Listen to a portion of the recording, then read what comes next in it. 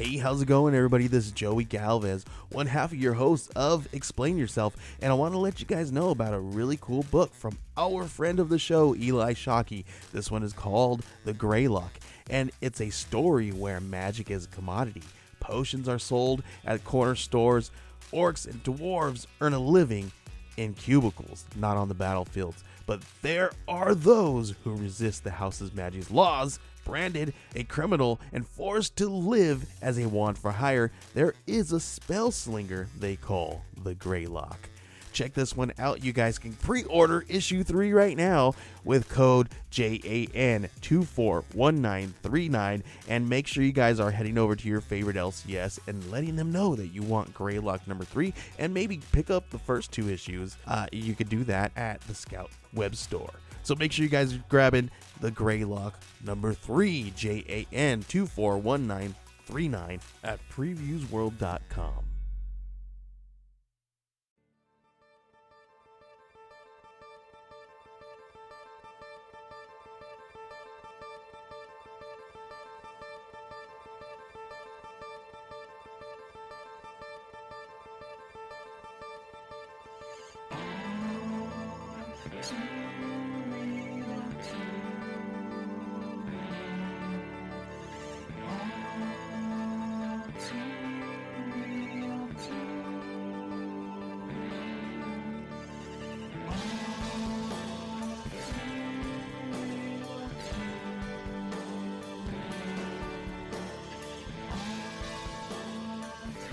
Okay, everybody, welcome to the latest episode of All Too Real 2.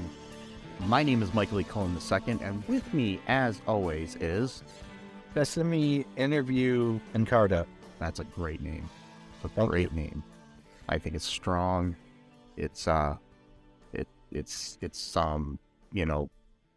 creates, it's got good character to it. It's good. How do you feel about it? It's got strong roots, yes. Yes. Like a tree. Yes. That's right. Anyways, today on the show, folks, we have an all-two interview, this time with a very interesting guest named CiMa Birch. She is the executive producer of the Sofies Short Film Awards in New York City. It's a really interesting program that's been going on since 2014, where they have hundreds of filmmakers every year showing their work in short form.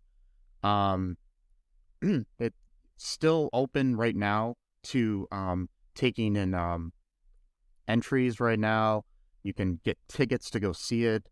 The festival is in November, I believe. We have up until like June sometime. You can go to their website and check all that out. It's the shortfilmawards.com. theshortfilmawards.com. And it's definitely a good thing to do, good way to support independent filmmakers and, the arts in general. A lot of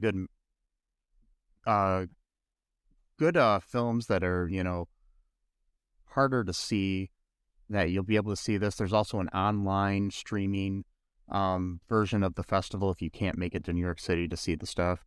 Like I said, check out their website. It'll give you all the info on ticket prices and all that stuff for that. Also, how you can enter. You can submit your own short films if you are a filmmaker. And maybe you can win a prize. Tell people, hey, I'm an award-winning filmmaker. That's right. But anyways, right now, folks, here is our interview with CiMa Birch. I'd just like to welcome CiMa Birch to All Too Real 2. How are you doing today? I am well, and I thank you so much for having me. I'm excited. Well, thanks for joining us. First off, I see that you have a kind of a long career in film and TV and everything. I was just wondering how you got started in that. Well, my interest in all of that started when I was very, very young. My parents exposed me to culture and, theater and dance and all of those things, literature at a very young age. So it was always something I was interested in doing, but I had moved to LA to pursue acting. And while I was there, there were some college friends of mine that had moved there years before, and they were in film and TV and doing their own projects and had this show for a network. And one day he just called me up and said, listen, I know you've never done it, for a network, but I know you can do it. You're brilliant, you're talented, you're a great leader. And so, but I need somebody there that I can trust and depend on. He's like, Yeah. and I believe it's you.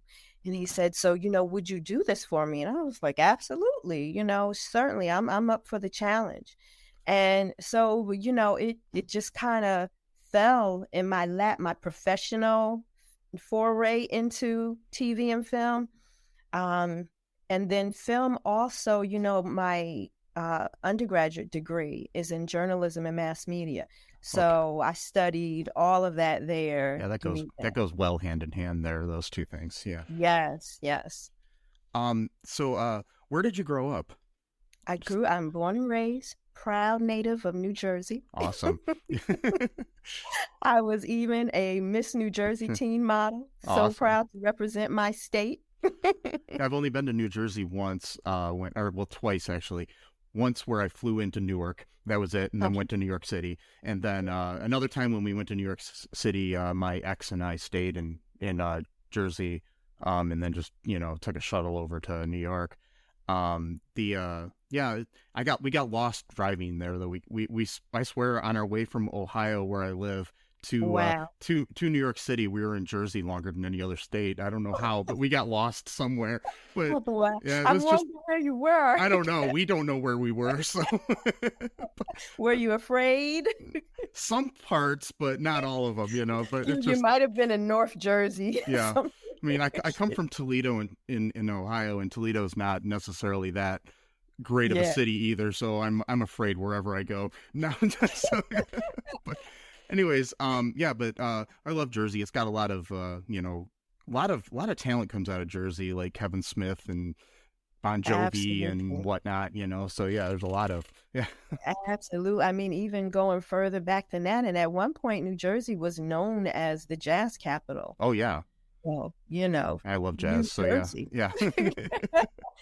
and specifically Newark, New Jersey, so a lot of talent and the arts and things, and Newark itself. That I was born in Newark, but I only lived there maybe until I was about 4. Okay.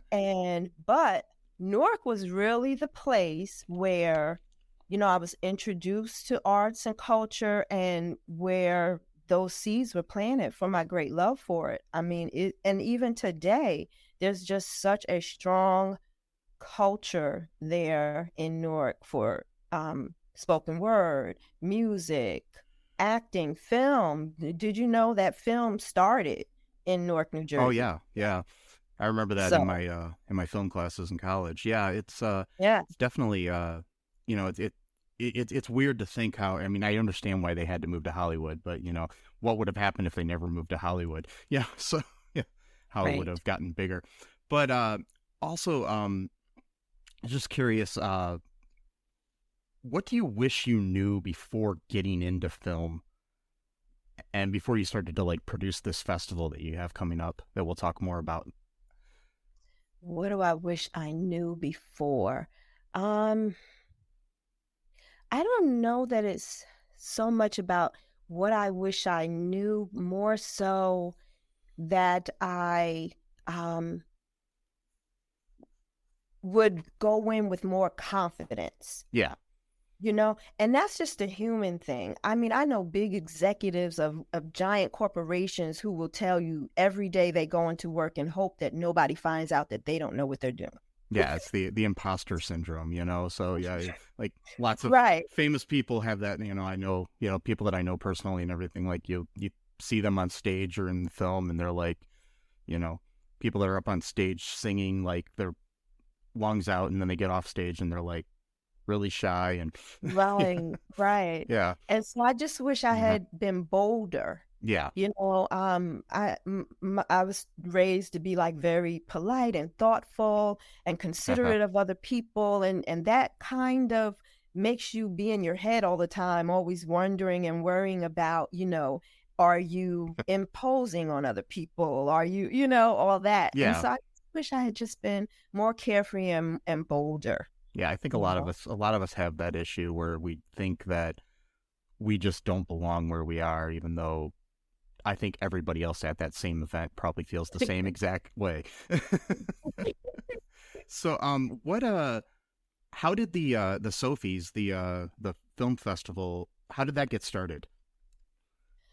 I tell you, I have always loved short films Mm, because, number one, they're short and then you can fit a lot into a sitting, mm-hmm. and so I loved reading and I loved stories. And so to be able to have these visual stories, one right after the other, and like really take Uh, me on a journey. yeah. I had always loved that.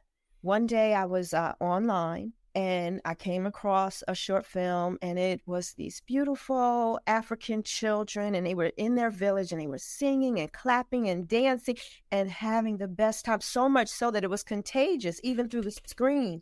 And I caught myself like smiling with them, and and then all of a sudden, captions started to appear on the screen, and it said, I had gone to this African village to shoot a documentary.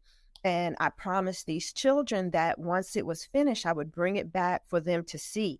By the time I was done, most of them had succumbed to AIDS. Oh no.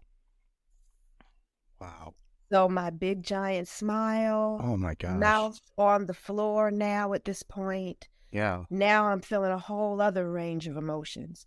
And I'm finding myself like looking, and now I'm wondering like, well, did that one make it? Is that one still, and Wow. and in that moment I was just like, wow, the Wow. power of a short film. Just that little brief, short time, just those brief captions. And I had truly gone on an emotional journey, the full spectrum, and it, of course, it was to give more information about HIV and AIDS, Yeah. and this was like early on, Okay. when, that was first coming into awareness. And that was it. I said, I need a place where I can gather all the best short films. Yeah.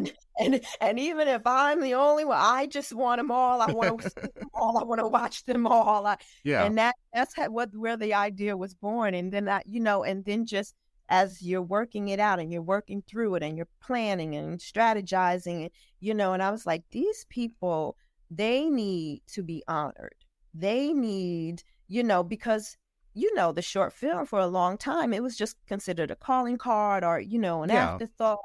But you still have to put that same energy, passion, talent, it may not be as long as a feature, but you're going to have sleepless nights. You're going Oh to yeah. be up at night, all of that goes into it for it to be a great, impactful short film. I thought that was worthy to be honored. Yeah. I think short films sometimes are harder than features.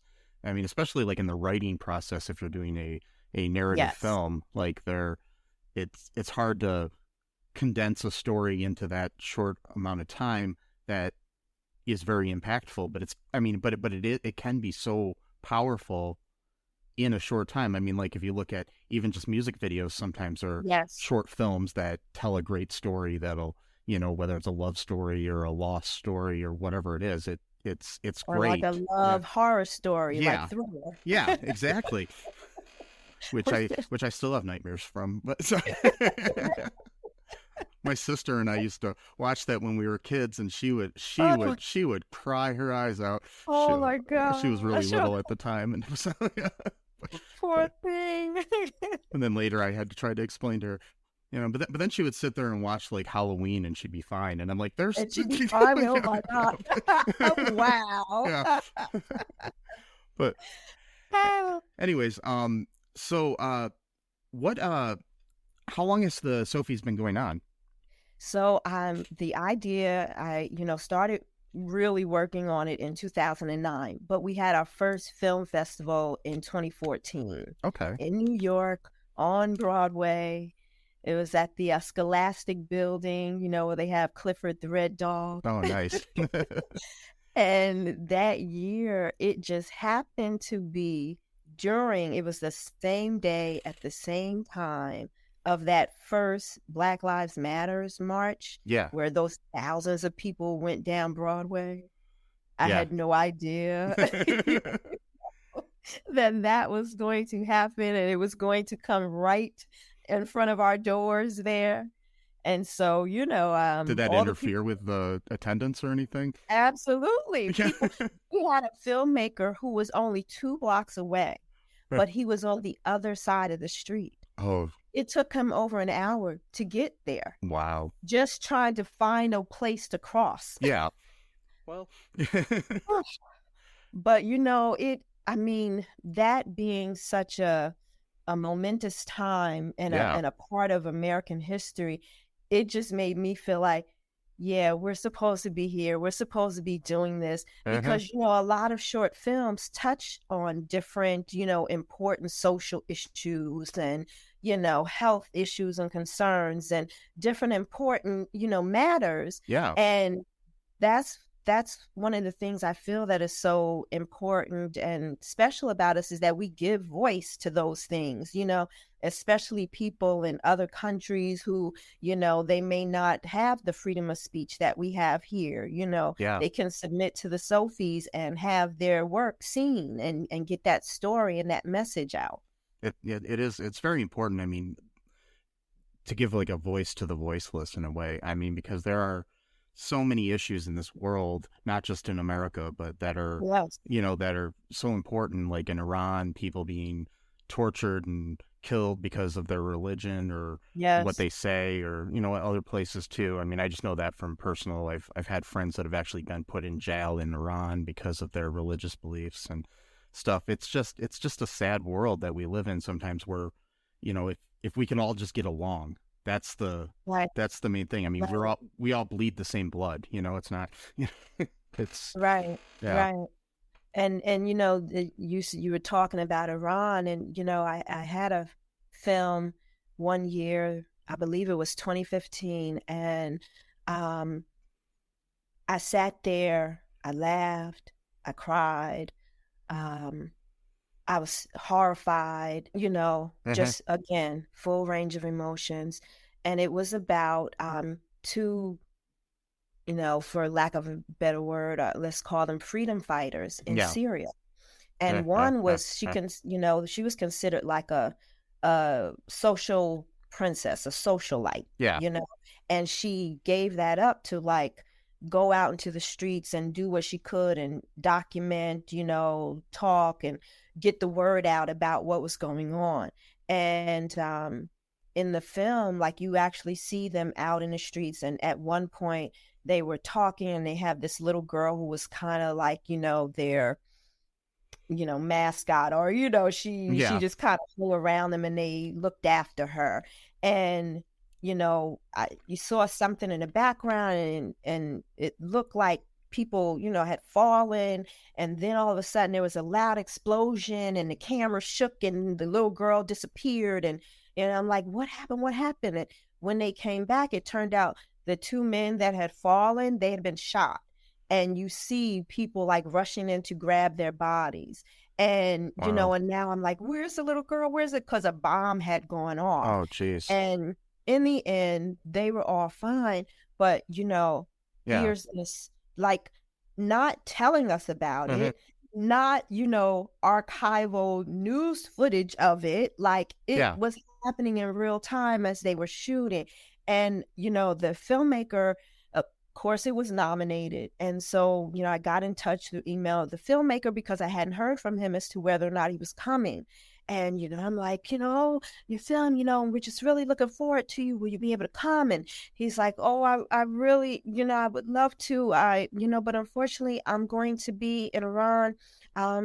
working with the people that are fighting there, and I'm going to be documenting, and in that moment I felt so silly. Like, Yeah. here I am, like, come be at the Sofies, we're gonna have a great time. Like, excuse me, ma'am, I'm trying to save the world. Yes.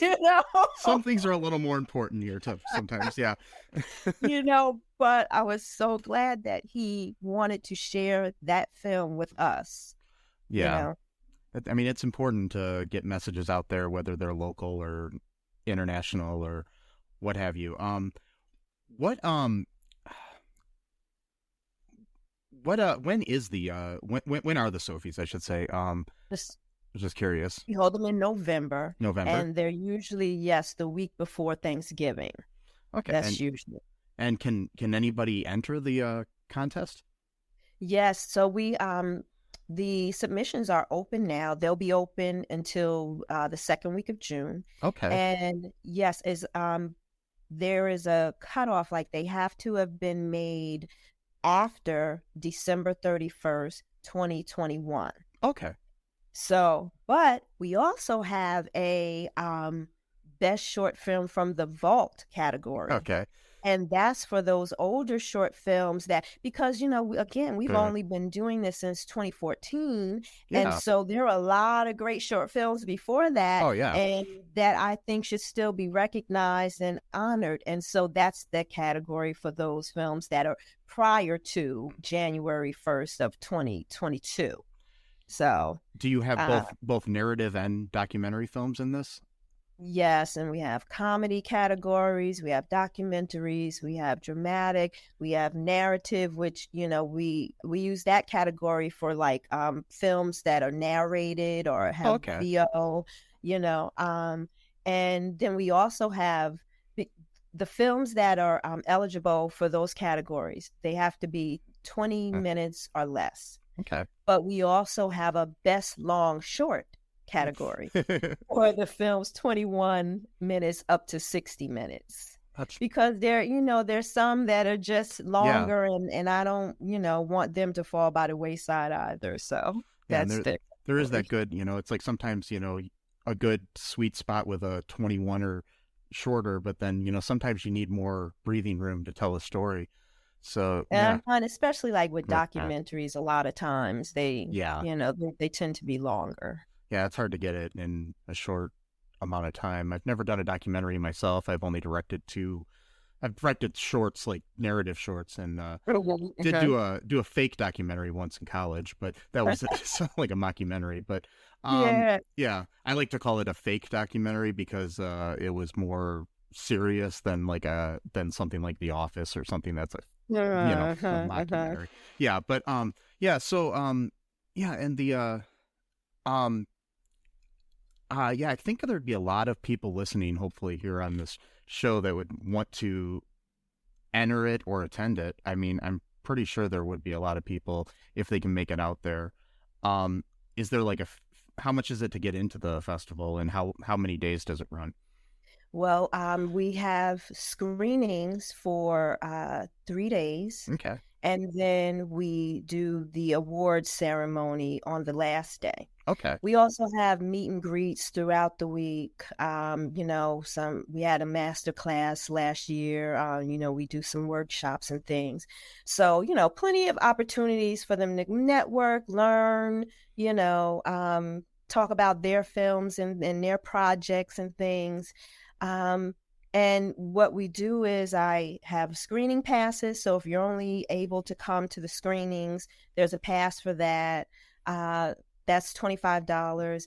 And then there's a all access pass, and so the all access pass is $250. Okay. That's not too bad to see a lot of films and from around the world. That's really, really good. Is there before we wrap things up here, is there anything else you would like to say to our listeners, especially like young and new filmmakers that might be listening? Sure. Definitely check out the Sofies. We are very supportive of filmmakers at all levels. Our filmmaker and our film community, they are so gracious and generous of time and information. And they're just very supportive of one another. So if nothing else, just to be in our community is just a very great uplifting experience for filmmakers. And you can get information on our website at thesofies.com. Okay. That's TheSofies.com. Okay. It's kind of, like a Yeah. a loose acronym for, short films. Yeah.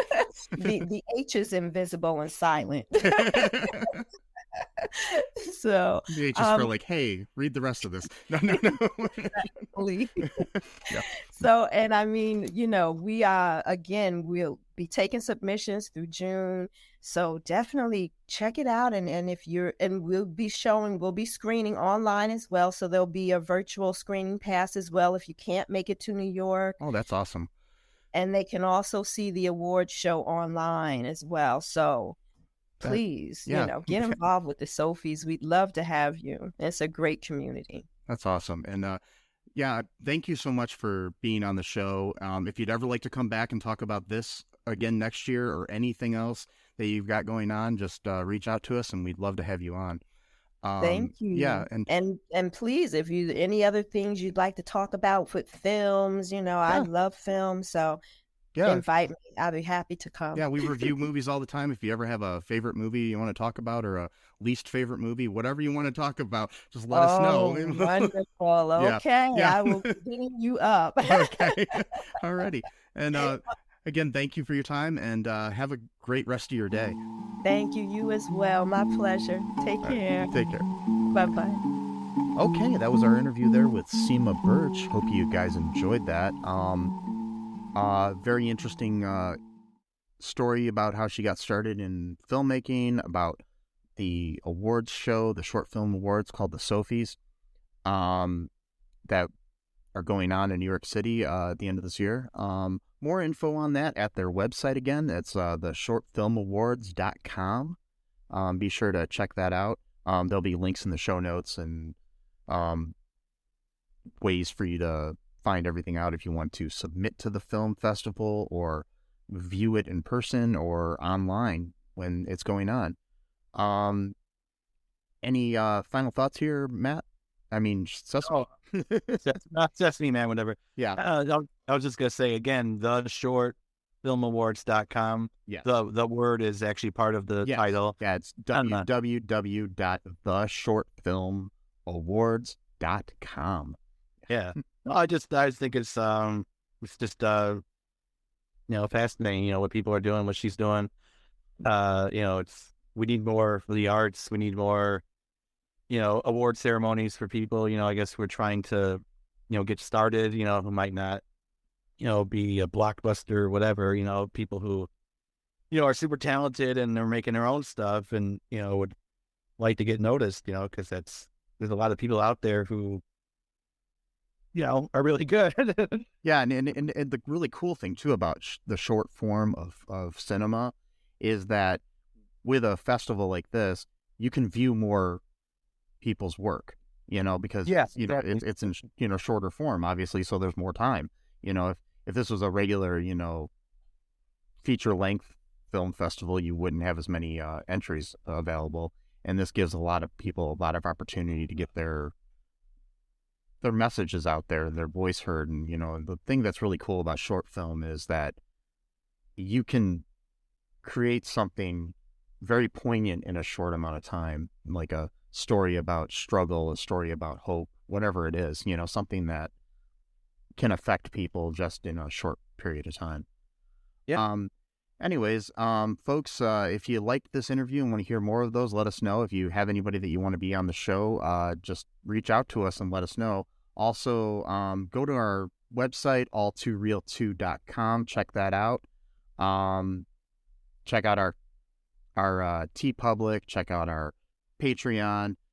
Subscribe to the show. Check out all of our social media